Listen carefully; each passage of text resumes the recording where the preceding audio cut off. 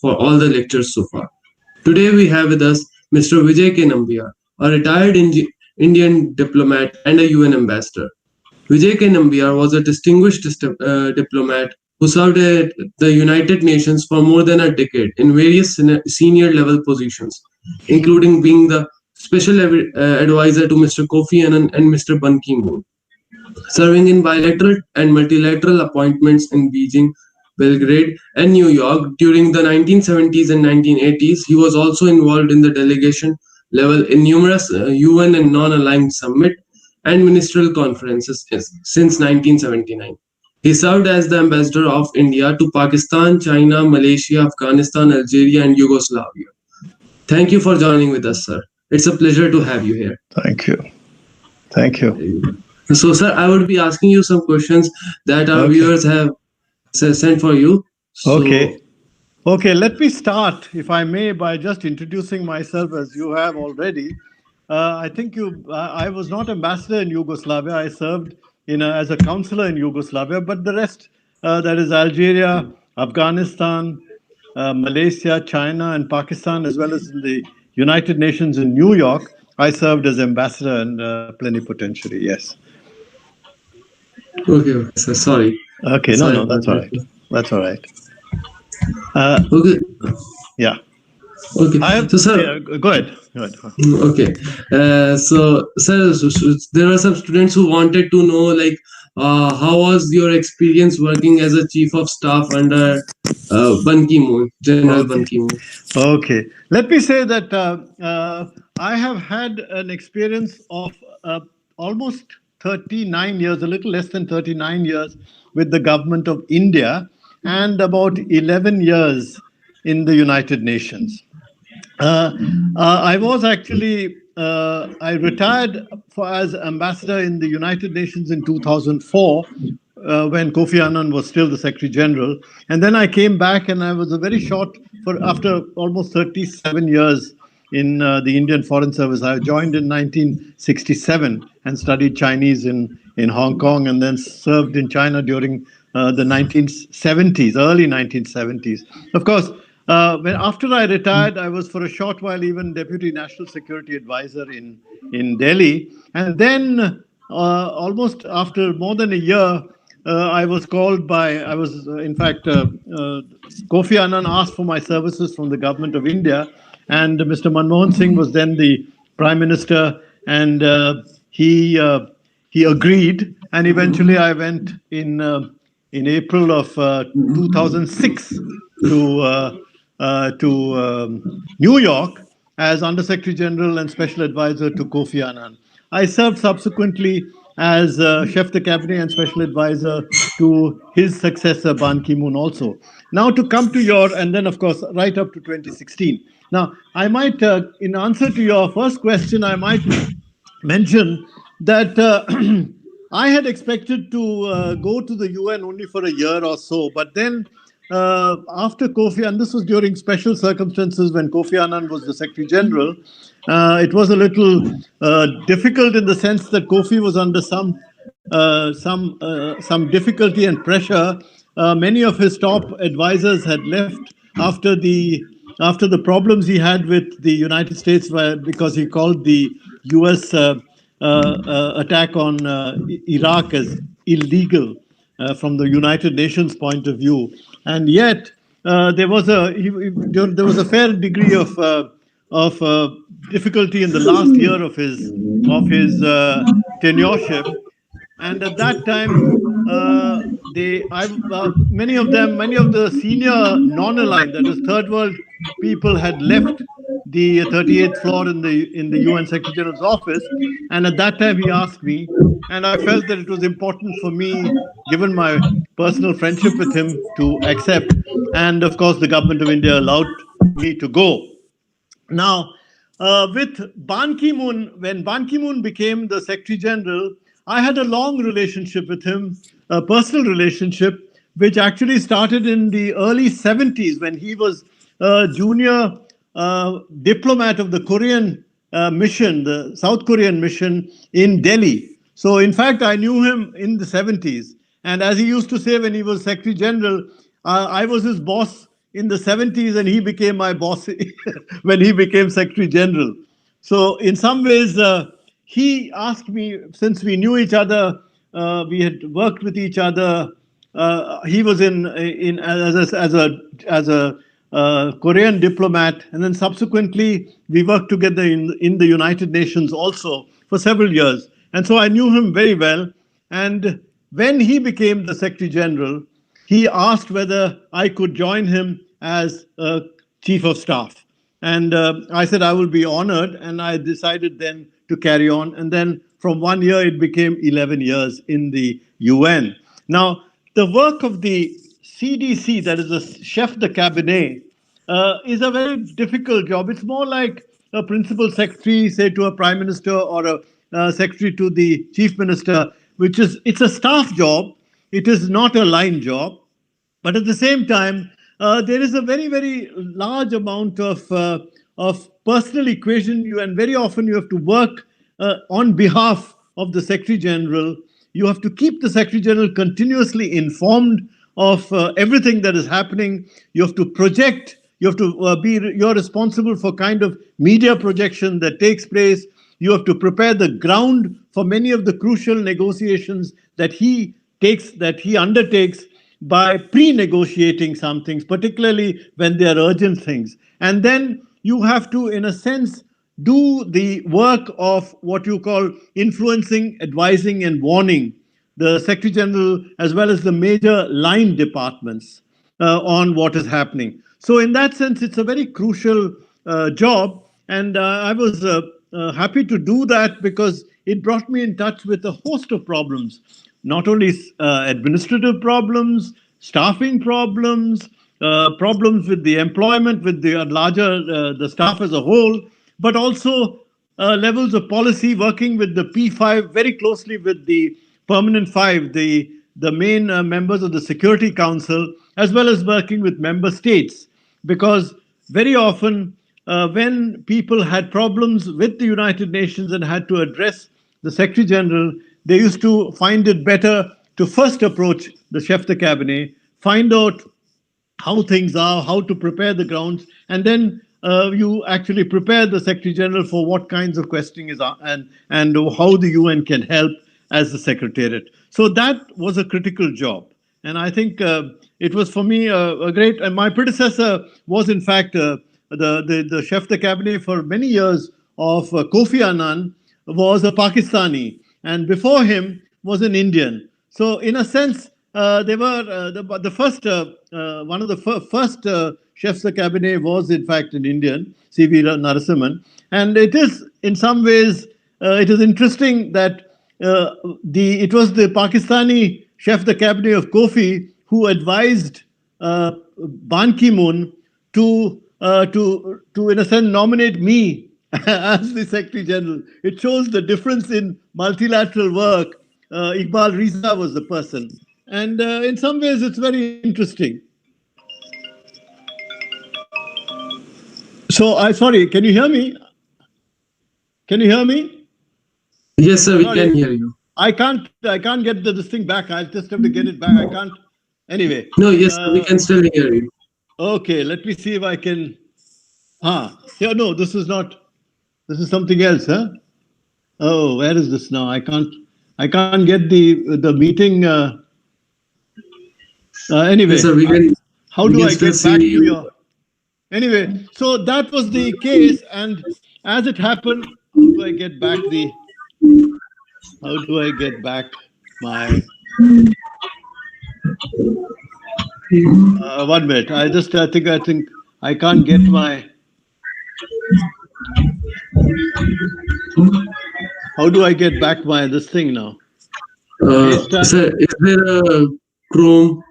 Chrome, yes, Chrome. Yeah, just click that, I guess. I click that, and then how do I get to the...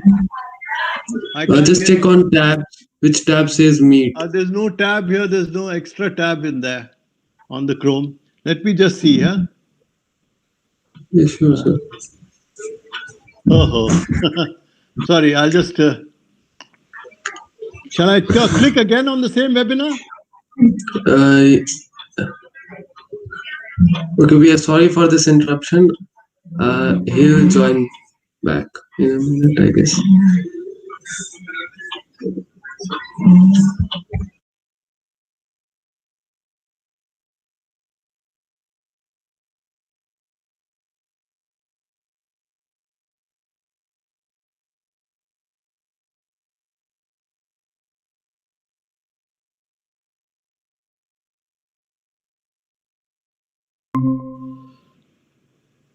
Yeah, is it all right? Yes, sir, it is. Okay, sorry. So that was the situation. That's how the chef de cabinet works. Now it's a very interesting job because it has been it brought me in line with in touch with senior leaders, world leaders, and helped me to also understand how the UN works at the very top level. And in a sense, I was part of the senior management, and most of the senior management of the United Nations had to go to the Secretary General through me. It was an interesting and very, in a sense, a job where I could contribute a lot, I think. Okay, sir. Sir, you had a very long tenure, like you worked for some 30 years, I guess. 30, yeah, So, 37 years. yeah, 37 years. So there must be 39 any years in all, interesting. but in the UN Yeah. and the as bilateral 37 years, yes. So there must be some interesting anecdotes that you can share with us. Oh, well, there are lots of anecdotes which I can share, both of my bilateral as well as my multilateral experiences. Uh, but I don't know whether, some of them are very personal, but nevertheless, uh, I don't know how Yes, sir. could I. Only if you are comfortable No, with no, no. sharing. Comfortable is not the problem. But the point is it, in a sense, well, Like you like might have served during Kargil war or Well, Mumbai let terror me tell attack. you, I was in Afghanistan. I was ambassador of India in Afghanistan at very critical times from 90 to 92, from 1990 to 92. And it was in 92 that the Mujahideen actually entered uh, uh, the Kabul and actually, uh, in fact, uh, prevented Najibullah from escaping, from moving to India. He was actually, the UN had decided to charter a plane and take him to India, but at the last minute, he was not able to go, and that he had subsequently moved into the UN compound there. Uh, Najibullah had been a strong leader, and I think his moving out, in a sense, it was it was when changes in the in the Soviet Union took place, he had to leave. But the fact is, the subsequent years have been ones of great confusion in Afghanistan, and I recall that I was dean of the diplomatic corps at the crucial time between April 1992 and August and September that year, and it was my duty to actually look after the evacuation of the entire diplomatic corps. It was a small diplomatic corps, but the diplomatic corps, which consisted of Chinese, of Russian, of Indonesians, French. Then there was the Polish, and there were about 20 or so diplomatic missions which had to leave. Some of them, when they had to thin out their missions, and I recall that many of their many of the wives and children, and in some cases, diplomatic officers had to stay in the Indian residence overnight in order to get to the airport. We had worked out, as dean of the diplomatic corps, I had worked out with the the new Afghan government. It was an interesting situation in Afghanistan at that time because the prime minister of the new Mujahideen government was Hikmatyar, and he was actually outside Kabul and he was bombarding Kabul. the defense minister was there was this Tajik gentleman who was actually, he was inside Kabul, and they were both contesting, and therefore it was actually the prime minister of the country who was actually bombarding his own capital, and we had prepared. It was causing a lot of damage to even to diplomatic residences, and therefore they were trying, because of the insecurity, they were moving out. And we had worked out an arrangement with the government, with the Ministry of Foreign Affairs, that between 5 o'clock in the morning and 9 o'clock, we would be taking about three flights, which would be moving from the Russian flights, which would be coming to the airport and taking all these diplomatic officers to Dushanbe from Kabul. Now, as it happened, there were about 150 Russians. There was a large number of Russians and a large number of others. And when two of these missions were two of these aircrafts were filled and they left, when the third came down to collect the more passengers, the Russian passengers, the Hikmatyar's group, the Hizb-e-Islami, started bombarding the airport. And in fact, one of the rockets actually hit the third aircraft, and that caught on fire. And in fact, it also injured the pilot. And therefore, it was very interesting to watch. And we were watching this happen. And for several months, that aircraft, which was damaged, was actually lying at the airport for several years, in fact. And the earlier aircraft, in which the Indians and the Chinese and the Indonesians had left, it had to come back. It took complicated maneuvers. It picked up the pilot, pushed them back, and then they left with the 100 or so Russian diplomats and officials stranded at the airport. We had to put them in the basement, and I had to be there for a whole day, wait till the next day, where we took a special permission from the government in order to be able to take them back. These were very, very harrowing, very difficult kind of situations that we have faced.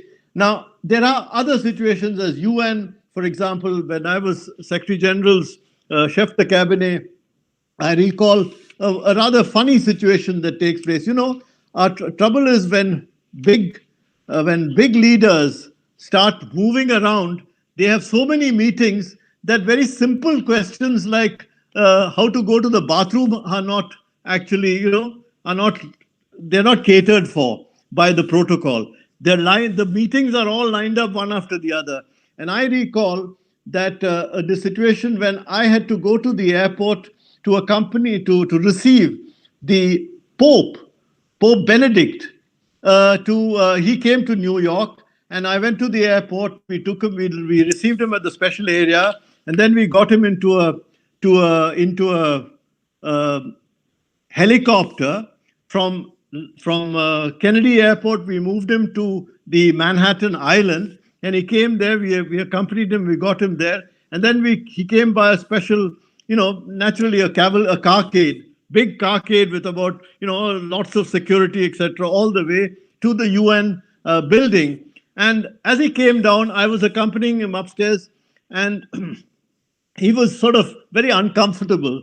And he came up. We took him straight to the VIP lift, and it was a high-speed lift. He went into the lift, and he started, trying to speak to me, and I was not very sure what he was. I told him, yes, the Secretary General will come at the top of the 38th floor. And naturally, he reached the 38th floor, the door opened, and the Secretary General was waited and sort of, greeted him very widely. But he was gesticulating widely to the Secretary General, trying to say something. The Secretary General, because of the crowd and the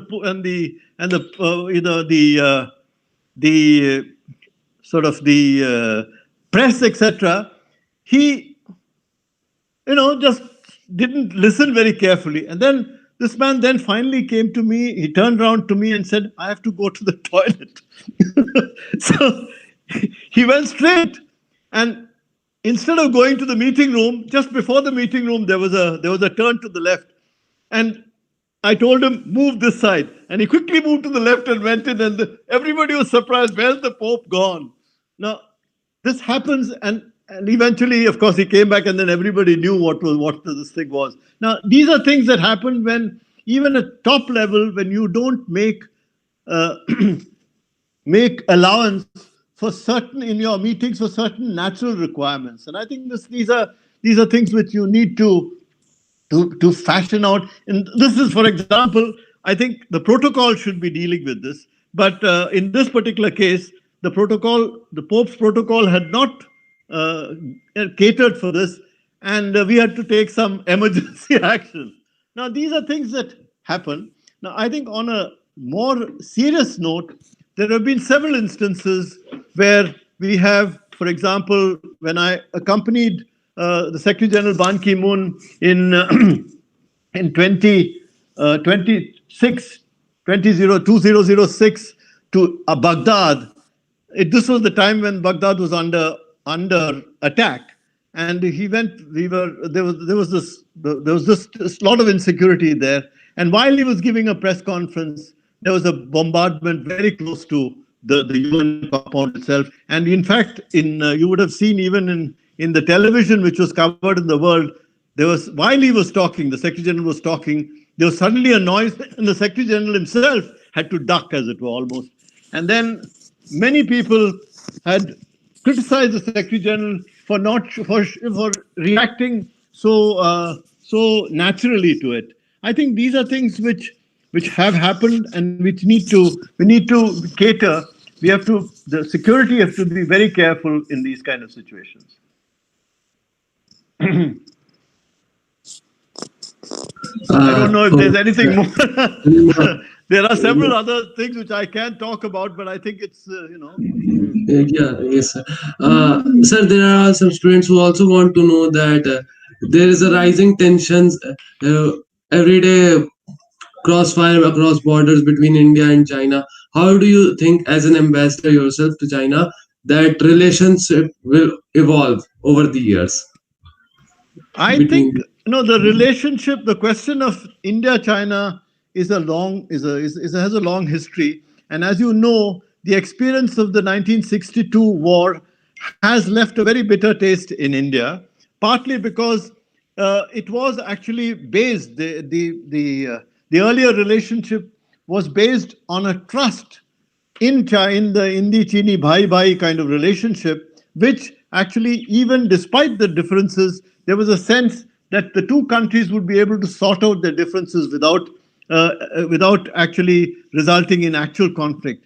In 1962, our belief and Panditji's belief that despite that taking a strong nationalist stand, that we will defend our borders would not result in an outright conflict, but there would be clashes, etc. Now, actually, he was wrong. I think that particular experience in 1962 has had a major impact on India's overall thinking in terms of defense preparedness and things like that. Now, as it happened, that also engendered in the Indian diplomacy, as it were, in the Indian foreign policy, the position, India's foreign policy took the position that we will not, unless the border question is solved, we will not improve our relationship in other fields. Now, this situation continued from 62 all the way until 1988 almost, when successive attempts to normalize the situation did not succeed because of the overhang of the border crisis between the two. And it was only in 1988 that when Rajiv Gandhi came as Prime Minister, that he decided that we will try to see, in fact, it was advised by people like P.N. Haksar, and at that time there was also the famous Wangdung incident, and that incident threatened to escalate like the current situation in Galwan and in earlier situations like Doklam and Depsang, there was a possibility that those tensions, particularly in the Sumdorongchu area of Nifa of Arunachal Pradesh, would actually cause difficulty. That at that time, Rajiv Gandhi decided that he would undertake a visit, and he actually did eventually undertake a visit, and that laid the foundation for a different kind of policy. That is, we will try to improve relations with China in all other fields, in trade, in people-to-people contact, in cooperation at the multilateral field, in cultural ties, etc., in media ties, and then that will set the stage for the improvement in our in the border situation. And then, in fact, as a result of that, a whole series of arrangements in 1993, the Peace and Tranquility Agreement, various other meetings also took place. But it was actually only in the recent years, particularly after Xi Jinping, that situation changed. Deng Xiaoping, when he talked to our Rajiv Gandhi, said that the 21st century will not be a century of Asia unless both India and China can contribute, can grow. And this was the basis on which that relationship was built.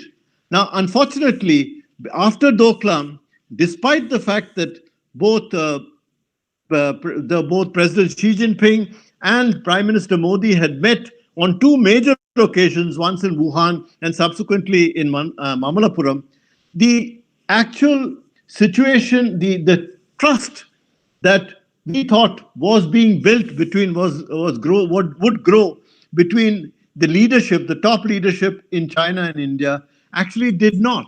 In fact, we were finding that the Chinese were suddenly trying, in a sense, they were trying to replicate what they had done in the South China Seas and various other places with vis-a-vis Vietnam and vis-a-vis Philippines, etc. They were replicating that same kind of aggressive policy with regard to India too.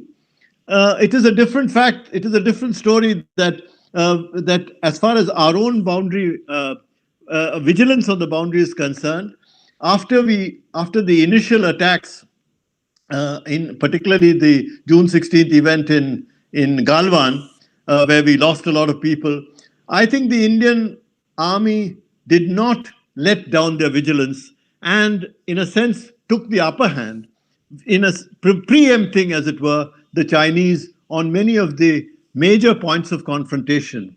There are huge numbers of confrontation on what is called on the varying perceptions of the line of actual control also between the two countries.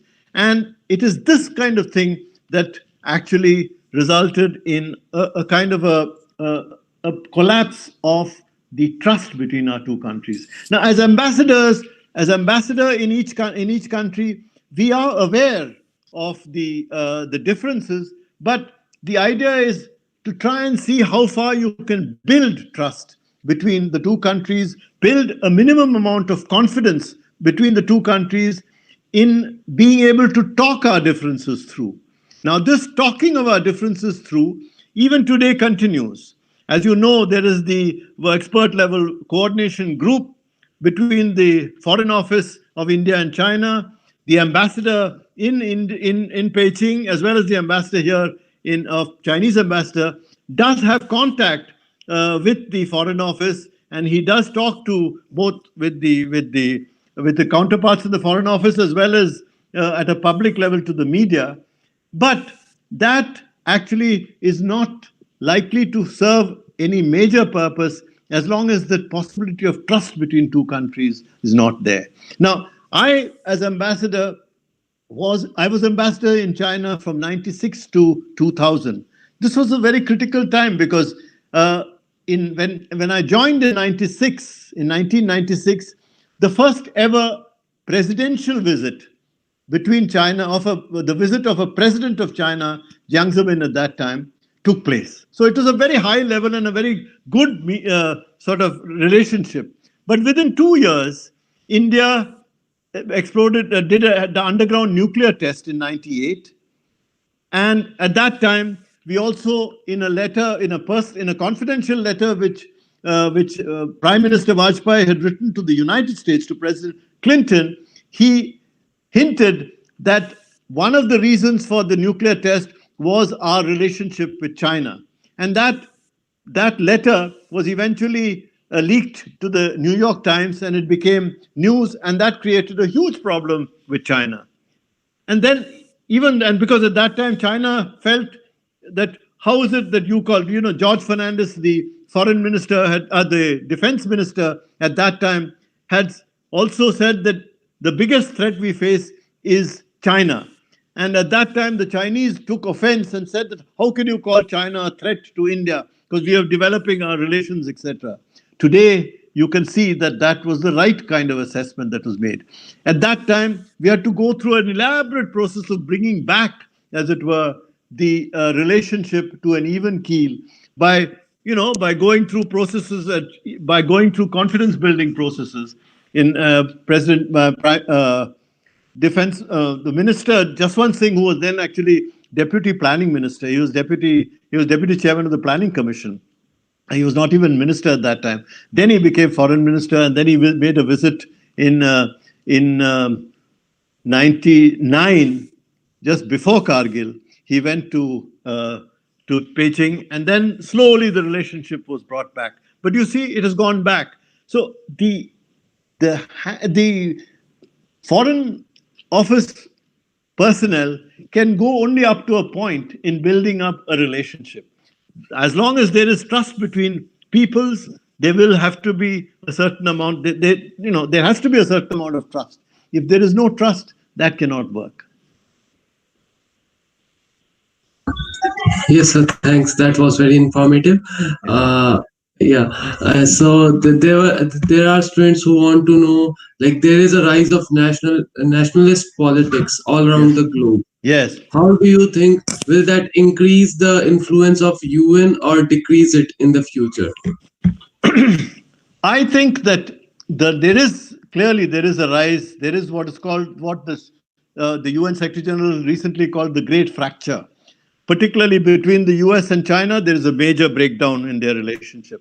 At the same time, around the world, there is a great deal of a resurgence of nationalism, of nationalistic and sometimes xenophobic sentiment.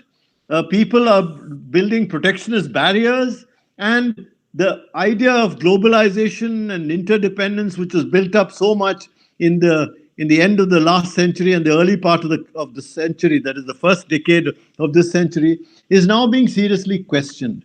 But the fact of the matter is that interdependence has become a fact of life. You cannot put the genie back into the bottle.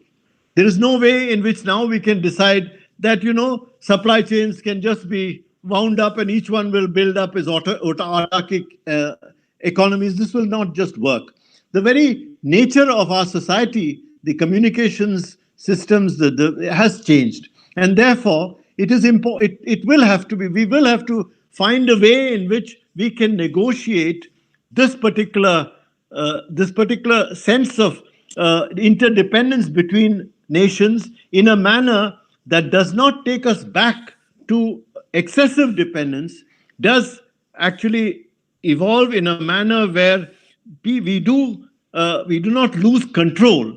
And I think that necessitates certain rules, international rules. Of course, the WTO is now also has lost a lot of its earlier, earlier sort of stridency and control. But I think it does not. What it says, what the present situation suggests is the need for multilateralism, and I think it is what we need now is a different kind of multilateralism, a kind of multilateralism where we recognize the complex global interconnections, we deal with the ongoing challenges of national and regional conflict, and we adopt what we call an integrated approach to address them. Today, actually, in the process of this protectionism, in the process of nationalism, etc., what we are seeing is that on major issues, there are, what is called global public goods are needed to counter the threats. For example, on dealing with climate change, in dealing with economic stability around vulnerable worlds, in dealing with food availability, in dealing with global health, there are things which have to be done at an international level. And that cannot be done without the UN and without with international specialized agencies of the UN. And I think this is particularly true because in the process of handling these various international, perhaps multinational threats, the powerful countries can adopt their own situations and tactics and measures. But what happens to the vulnerable people? What happens to the poorer countries? What happens to sections of the population in countries which need but are not available to provide security for themselves? These are the people. These are the communities that depend on the UN, and it is the UN, therefore, which has to provide this. Even on COVID, and I think you will probably be asking me some questions on COVID. I am sure. Even in COVID, this is important.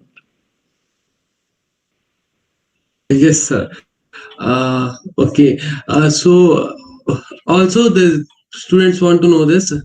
I personally also want to know this. Do you foresee a future in which India will be a part of United Nations Security Council, a Well, India permanent is member? part of the Security Council from this year, from the coming year, Yeah, as you yeah, know, not because we have been elected, but non-permanent.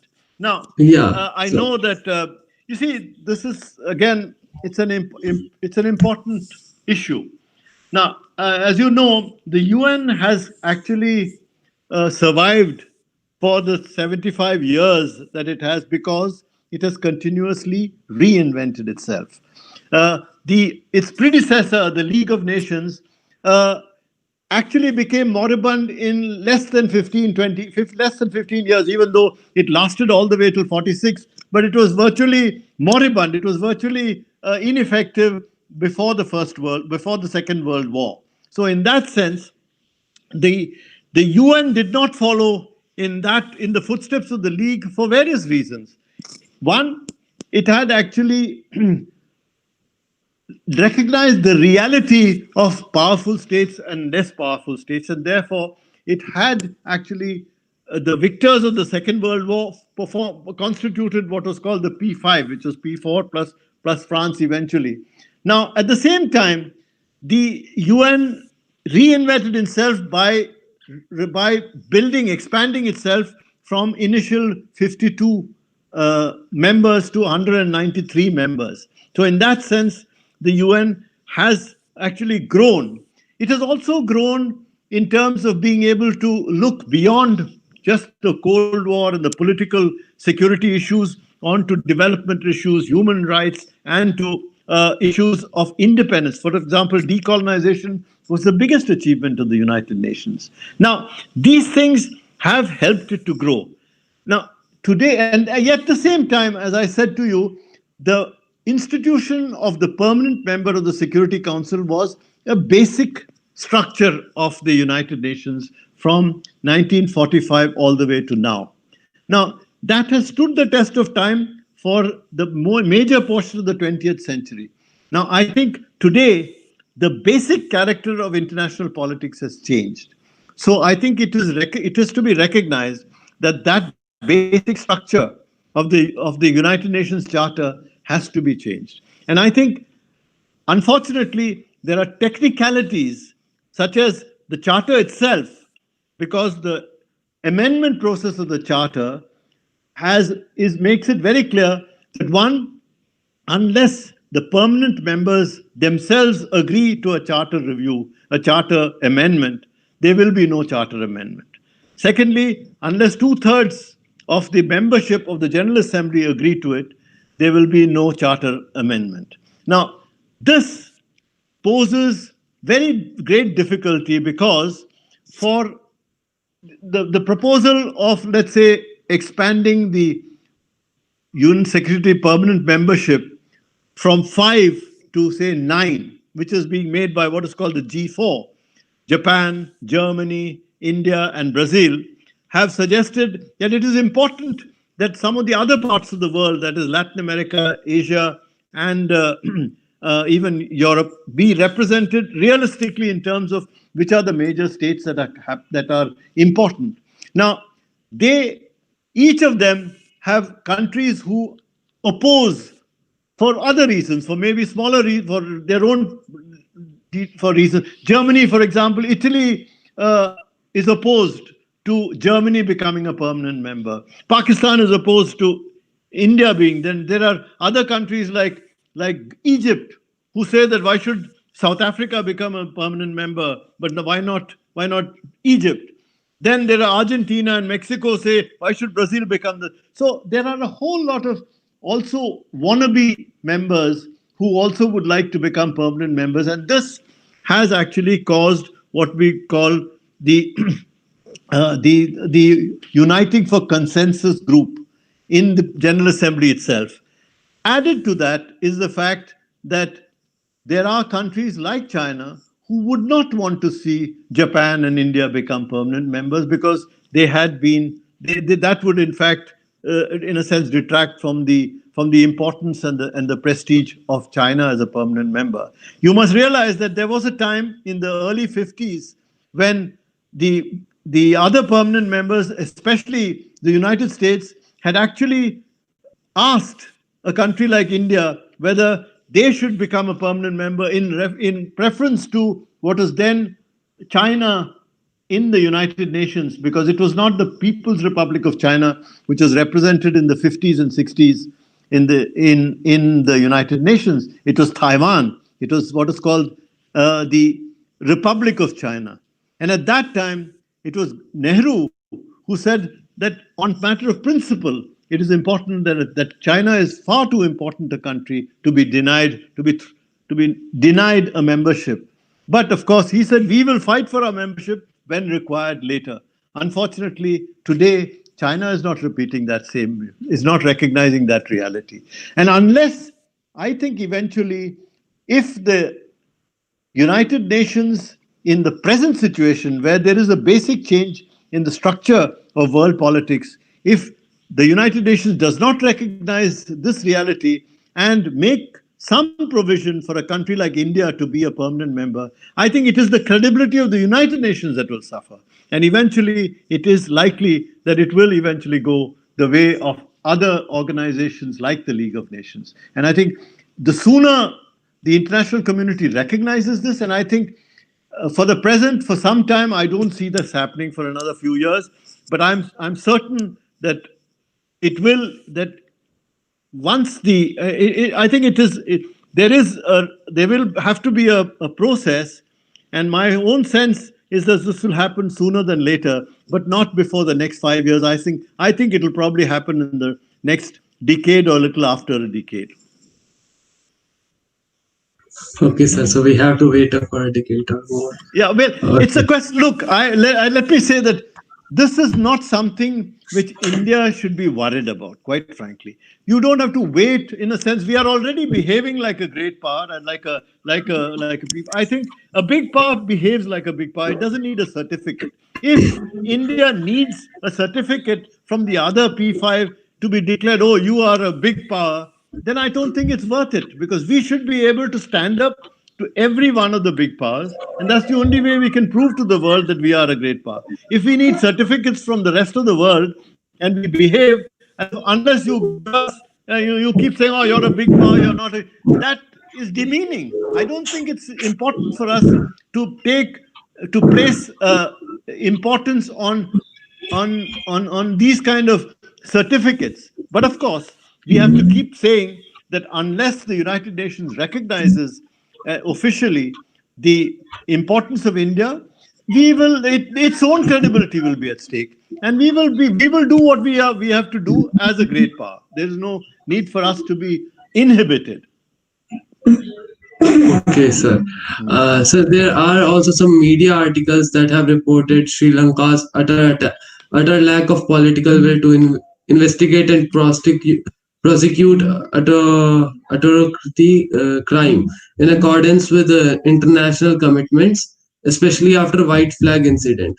How do you think UN will ensure the punishment of perpetrators and bring justice to the survivors? Well, I don't know if you know the background of this. The question, whoever has asked the question, has mentioned this because they know that I was part of the Secretary General had sent me as chef de cabinet in 2009. I had gone to Sri Lanka twice, and then I also prepared for his visit to Sri Lanka during the last days of the LTTE.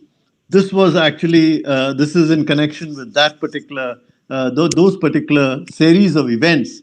Now, I think it's important to recognize that the the struggle in Sri Lanka between the Sri Lankan government and the LTT is has been a long one, and there have been successive efforts by the by other countries to try and resolve this problem. The Indian government also tried, and then we sent the IPKF, etc., and all that also did not actually result in any major meaningful progress in terms of settling the the ethnic issue between Sri Lankan, the Sinhalese, and the Tamils, and to bring forth a more representative distribution of power in that country. It did not happen, and subsequently, you found that the LTT under Prabhakaran was getting more and more extreme. The what happened was subsequently even the EU and some other international people tried to negotiate, tried to get to mediate, and there was for a short while there was a ceasefire that also collapsed.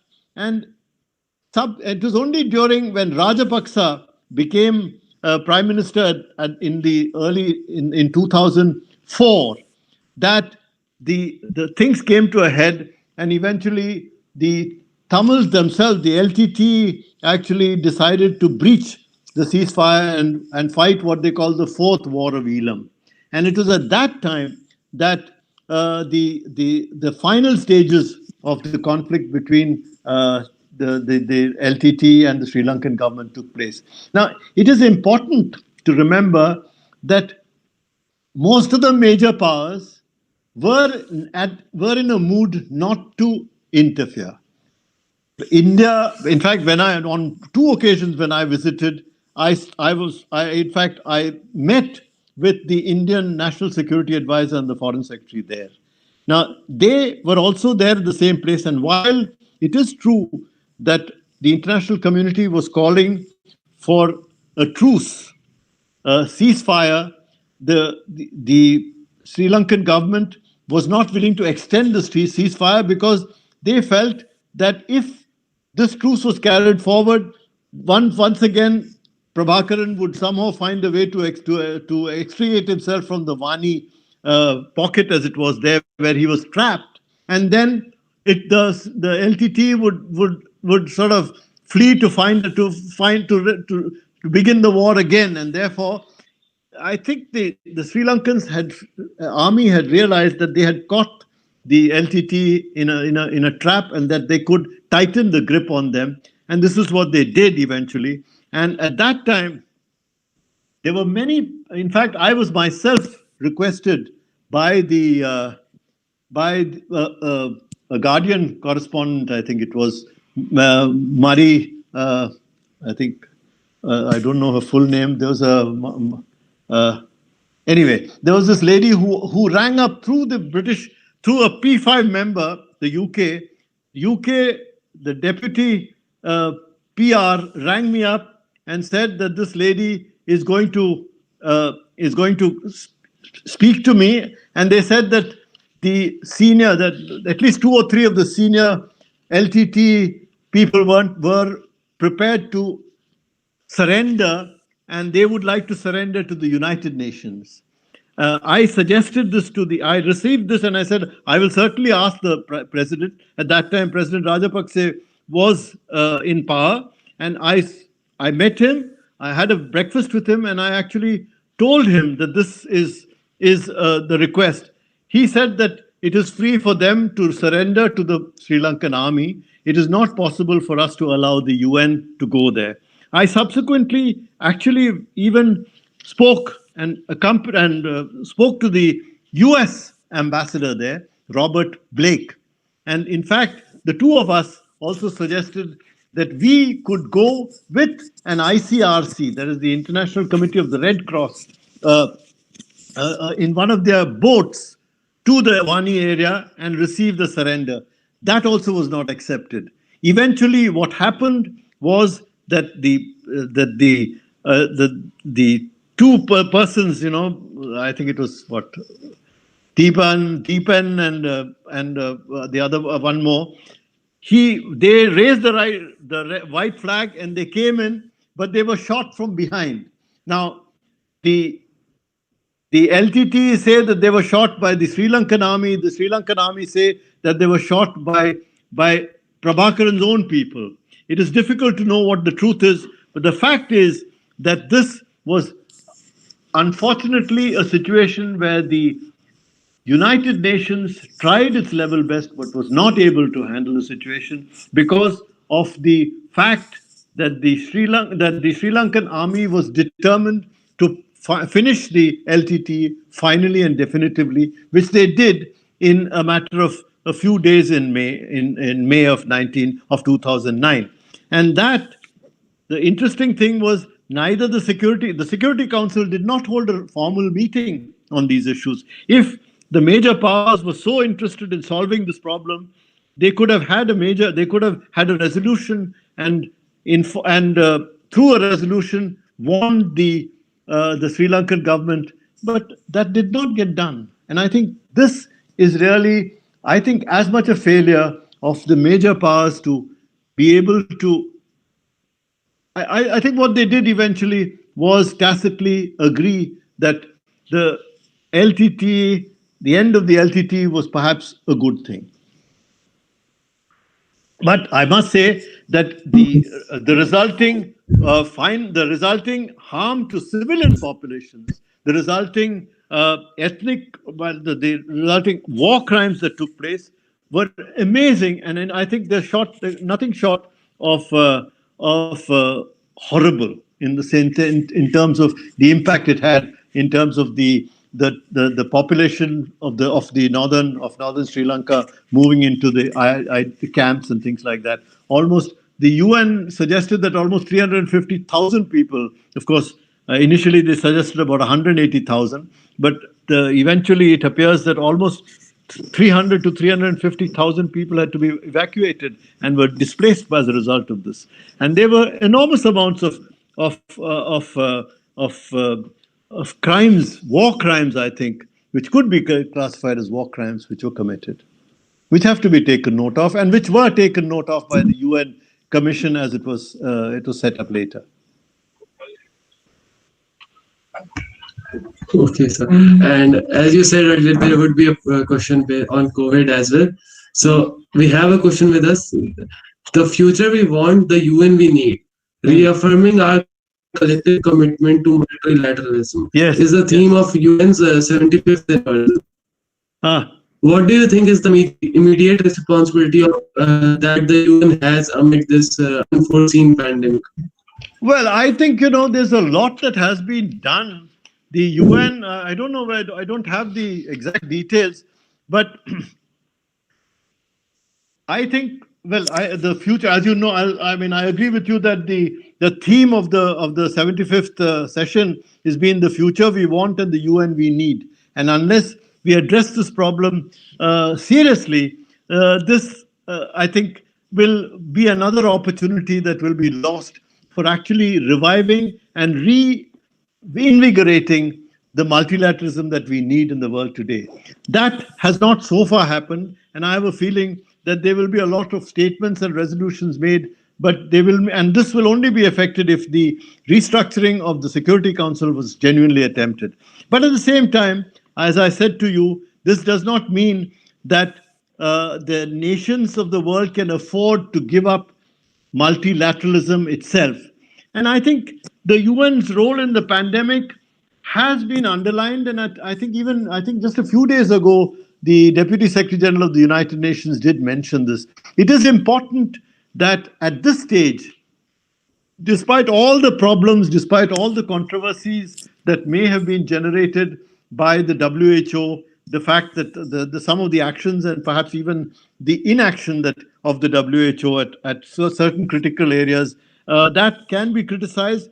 But I think at the present moment, the UN is very alive to the dangers of the pandemic. And even yesterday, the Secretary General did talk about the need for the world to announce a ceasefire of all conflicts in the world, so that the world can take a coordinated make a coordinated response to the COVID pandemic itself. Now, what the UN needs to do is that it should regard, I don't know whether you know the concept of global public goods.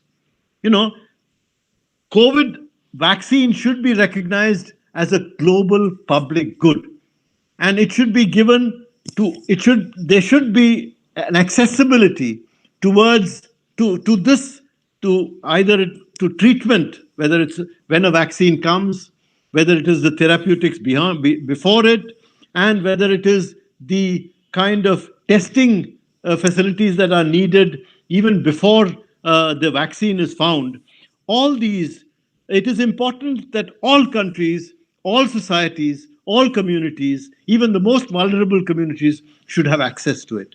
And I think the the UN has taken action now to what, and the World Bank has actually now, they have, I think I have a feeling there's an amount of around $12 billion has been set aside by the World Bank in order to take action on what is called the anti-COVID-19 treatment accelerator, something like that. It's called the ACT accelerator, which would help to provide vaccines when they become available, to improve diagnostics for all countries in the world, particularly the least developed and the island developing countries, which are in a very difficult position to handle it, and to provide therapeutics to therapy to the extent to provide as much facilities as it were to these countries. And that, I think, the UN can do. It is important that the UN can do it so that it helps and provide leadership. And also, the global pandemic should be also an occasion where you can focus the light on some of the other global goods, public goods that are needed to be provided for environment, for giving clean energies, so that further pandemics, further disasters, and further what may be called extreme events can also be prevented. And I think this is something which the United Nations can do and is doing. And now it is doing it through various areas, whether it's through the UN itself, through the specialized agencies, through the resident coordinators in each country, in every country, and through the regional commissions, and in cooperation with several other regional organizations and NGOs. Okay, sir. Thank you. With this, we are concluding this webinar. Thank you so much, sir. We are truly honored to have you hosted. Thank you. Thank you very much. Inspiring, informative, and thought-provoking. Thank you. Thank you. Bye-bye. Thank you. Have a great day. Bye-bye. You too, sir. Bye.